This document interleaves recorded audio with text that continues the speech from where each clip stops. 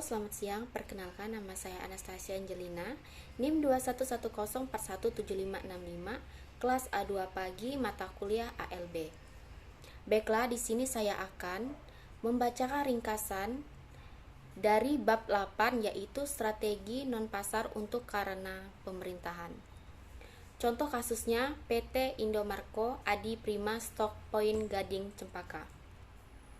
Dalam memasarkan produk-produk PT Indomarko Adi Prima kepada konsumen, maka sangat perlu menentukan strategi, yaitu membuat analisa yang meliputi kekuatan, kelemahan yang dimiliki oleh PT Indomarko Adi Prima Stock Point Gading Cempaka non-pasar, yaitu analisa kekuatan dan kelemahan yang terdapat di PT Indomarko Adi Prima Bengkulu.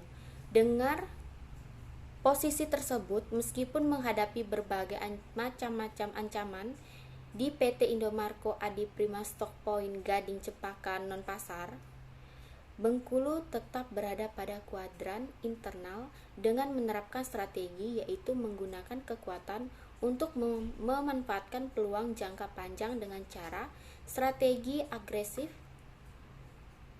Diagram SWOT akan menunjukkan pada posisi manakah strategi pemasaran pada PT Indomarko Adi Prima Stock Point Gading Cempaka non-pasar Bengkulu saat ini. Strategi yang diterapkan dalam kondisi ini adalah mendukung kebijaksanaan yang agresif, yaitu dengan cara yang pertama mendorong karyawan untuk terus bekerja lebih giat lagi dan memberikan insentif yang besar sebagai motivasi dalam bekerja buat karyawan. Yang kedua, perusahaan dapat memanfaatkan kekuatan internal yang ada di dalam perusahaan, yaitu produk-produk yang beraneka jenis, alat transportasi yang memadai, dan tenaga kerja yang terampil dalam memasarkan barang.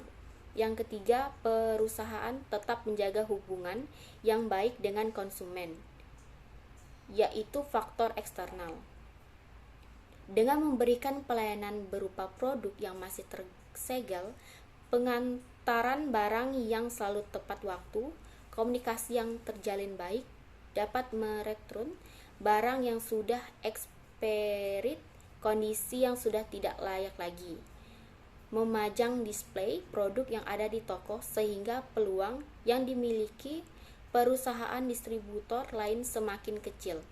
Yang keempat, memberikan pelayanan kepada toko dari segi pengantaran barang yang tepat waktu dan memberikan pelayanan dari segi perekturan barang, dari segi pemajang barang, serta menjalin komunikasi yang baik.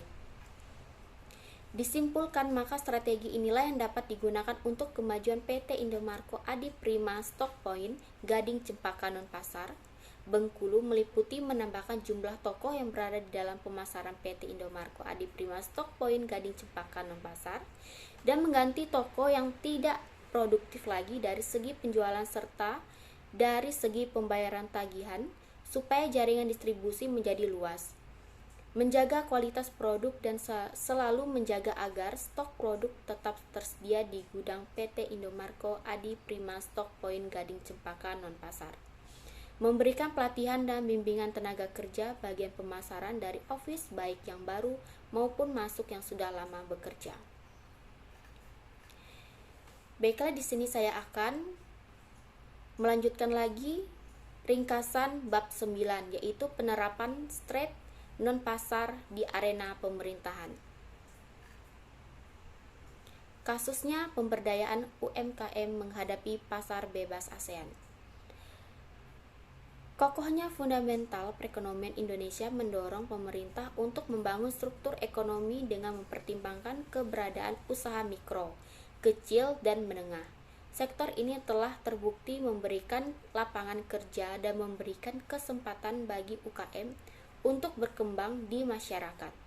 Keberadaan UMKM tidak dapat diragukan karena terbukti mampu bertahan dan menjadi penggerak ekonomi, terutama setelah krisis ekonomi.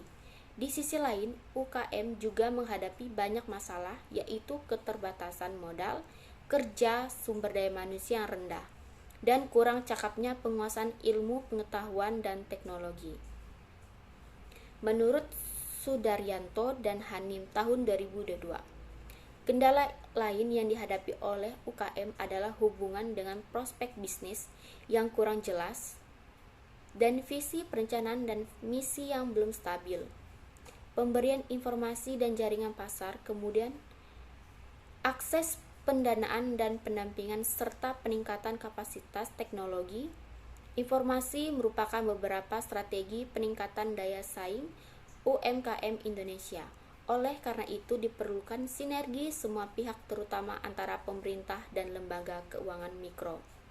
Sekian ringkasan dari saya ucapkan terima kasih.